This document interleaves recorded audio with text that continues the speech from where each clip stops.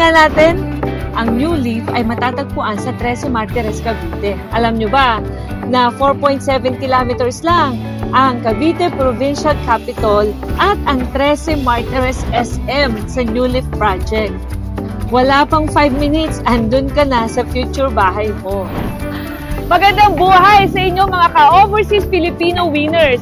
Andito ko ngayon sa Cavite Provincial Capital. Ito yung seat ng buong government ng Cavite. Samahan niyo ako because this is your once-in-a-lifetime opportunity na magkaroon ng inyong dream house and lot na magaan sa bulsa. Tara na! You've been picking fights, shadows twice your size, using candlelight to dance with your disguise. When those rumors grow, silence takes this town. Nandito ko ngayon sa Lyceum of the Philippines, Cavite. Ang future school ng inyong mga anak. Alam niyo ba na sobrang ganda ng eskwelaang ito because of their architectural and landscape design. Kaya nga naging landmark na siya ng buong Cavite. 7.3 kilometers away from New Leaf Project. Wala pang 10 minutes, nasa bahay ka na.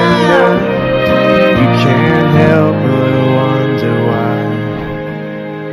Alam na, sobrang 5-star location talaga itong ating New Leaf Project sa 13 Martires kasi napapagitnaan siya ng mga major roads or highway.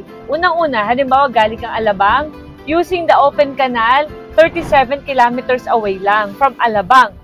Kung ikaw naman na kunwari nasa Tagaytay at papunta ka ng New Leaf using the Governor's Drive, 31 kilometers away lang. At kung ikaw naman ay gagamit ng Tansa or 13 Road, 12 kilometers away lang. Kaya po, very strategic ang location ng project natin ito sa 13 Martires, the New Leaf. Ang project na ito ay mula sa isa sa pinakamalaking developer sa buong Pilipinas, ang Philinvestland Incorporated. Over 50 years na in real estate development at nasa 3,000 hectares na ang nadidevelop nilang lupain tulad ng residential, commercial, offices, condominium, housing, meron pa silang mga hotel. At ito pa, publicly listed. Kaya mga ka-OF winners, safe na safe tayo dito. Tara na mga ka-overseas Filipino winners at alamin natin ang plano ng super affordable project na ito, which is the New Leaf. Hi, good morning. I'm Ethel Balicanta. I am the area head for Cavite, Laguna, Batangas. New Leaf is actually inside a township. Pag sinabi nating township, sa loob ng township, meron tayong maraming projects, no? Pwedeng puro subdivision. And then sometimes naman, pag mas malaki yung location, minsan meron ding condominium sa loob. Within the township, meron tayong nakaplan na town center. In that town center, meron doon community facilities. Magkakaroon tayo ng transportation hub doon. Potentially, we will also have a church and an educational institution sa loob. Kasi ang intention natin, yung town center na yon, yan lahat yung magpo-provide ng basic needs ng mga residents na mapupunta sa loob ng township. So, ang New Leaf is a 94-hectare township, no? Ang impression is ang township, para lang yan sa mga high-end. That's not true. That's not true anymore. In fact, ang very first project natin dito is Rosewood, which is a socialized project, and itong New Leaf na low affordable. Actually, last chance na natin to para maging part ng township sa napakababang presyo. Kasi after these two projects, alam nyo ba, mataas na. Hindi na siya yung affordable. Pataas ng pataas. As we all know, globally, tumaas na ang presyo ng construction materials and even yung, actually ang isang maganda dito is yung tumaas na rin ang land value ng Cavite. It's very fortunate that Philinvest has the biggest land bank. Kaya kaya pa natin na mag-offer ng multiple products para sa ating mga OFWs. Actually, hindi ito ang first project namin na township. Meron na kaming San Rafael Estate sa Bulacan. Meron tayong Ciudad de Calamba in Laguna. And then we also have Philinvest City, nasa Alabang lang yan. And then meron tayo sa Rizal, Havila Estates. No? So, sa Luzon pa lang, actually, napakarami na namin township. Meron pa kami sa Visayas and Mindanao. Very big establishments yan or developments ng Philinvest. Update ko lang din kayo doon sa development. No? Right now, yung amenities natin sa Phase 1, actually ongoing construction na siya. Yung sa Phase 2 naman, magkakaroon din siya ng sarili niyang amenity. Yung parehas na phases natin na yon, magkakaroon sila ng sari-sariling clubhouse, may swimming pool, may children's playground, and then may basketball court. Itong New Leaf 2 natin is in a pre-selling stage, no? So, pag ganyang nasa pre-selling stage tayo, nasa introductory price. So, sinigurado namin na para sa mga OFWs natin, no, na nagtatrabaho abroad, ay maging affordable ito. Maliit na hulog, pero pag umuwi ka, alam mo na meron kang bahay na sa'yo na pwede mo uwian.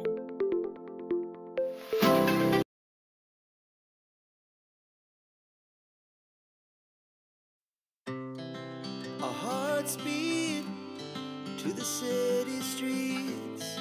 We began to feel the fire. We rise like tall buildings as the chemicals they take us higher. The night's young and it's just begun as she puts her hand in mine.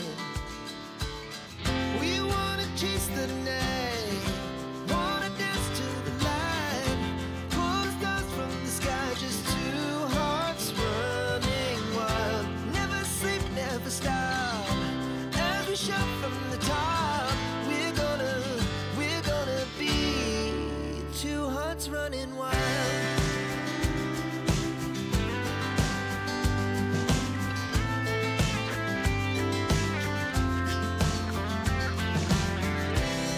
Now the morning is the afternoon.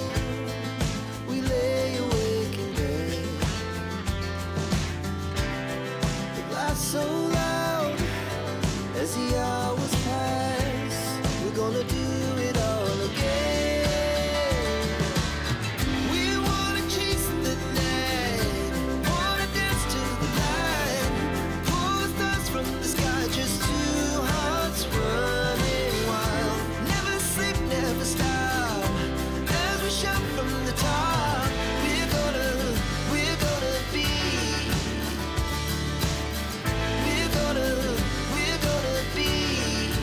two hearts running wild.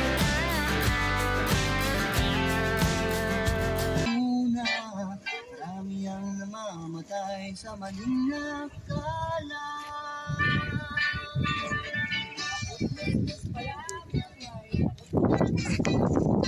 Hi, wise ba magpatayo ng bahay agad? Or how will you know if it's the right time to buy or build a house?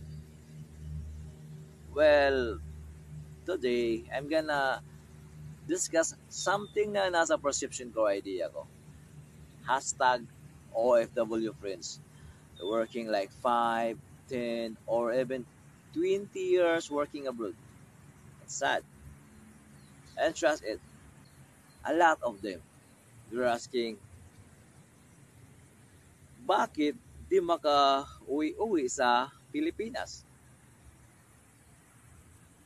And then I ask them, saan ba napupunta yung pinaghirapang pera? Hard-earned money working abroad. Sabi nila, usually, papadala sa Pilipinas. Patayo ng bahay, pambili ng kotse, but at the end of the day, hindi naman sila yung nakatira. Hindi rin sila yung nagmamaneho ng kotse. So, in that way, I'm gonna share you some tips and idea about this one. Meron tayong tinatawag na dalawang klase that ang tawag dito is financial statement of the poor and financial statement of the rich. Paano daw naghirap ang tao? Or financial statement of the poor ang ginagawa niya? Yeah, it is a financial statement of the poor if you focus on having a big income, not building asset. Doon daw naghirap ang tao kapag ang focus niya is mag-earn ng pera at single source of income ang meron siya. Or ang tawag natin doon is active income. Ibig sabihin, we have to work. Kailangan natin magtrabaho. You have to work every day for you to earn. If you don't work, you won't have income. Right? Pag hindi ka nagtrabaho, wala kang income. Kaya, most of our OFW friends na natulungan na natin dito, you know what? They realize na if they stop working, income stop. Ibig sabihin, pag wala na tayo sa abroad, wala na yung dating income. Kaya, ang tendency, pag uwi sa Pilipinas, they get to have a life na kung ano yung life nila before. But, okay, meron sila magandang bahay, magagarang kotse. Kasi, what they did is not business. What they did is employment. Guys, there's nothing against employment. It's okay, you are employed. But, I'm telling you this right now na you have to build asset. Ano yung asset? These are the money-making machine. Ito yung pag sinabing asset, ikaw yung may-ari. Pag mamayari mo. At ito yung pag hulugan mo ng pera, tutubo siya ng pera. So, guys, it's not okay na puro na lang tayo work. Kasi, yun, I know na negosyo naman talaga ang solusyon. And one big thing is, after you work on how many years, like 5, 10, doing your business, no, magre-rest ka na lang. At pag nagre-rest ka, nagpapahinga ka, kapag asset ang binibuild mo, asset ang ginagawa mo, time will come, you're not working anymore. But money still comes in. Dapat meron kang exit plan. Dapat meron kang plan on how, when and how. Kailan ka magre-retire young, free and rich. By the way, my name is Channel Suliano and I am an online entrepreneur. I use this blog to show you paano ba gawin yung business gamit yung social media. And the last word, 1 million question is, would you like to be an OFW forever? And that's the real deal. See you to my next vlog.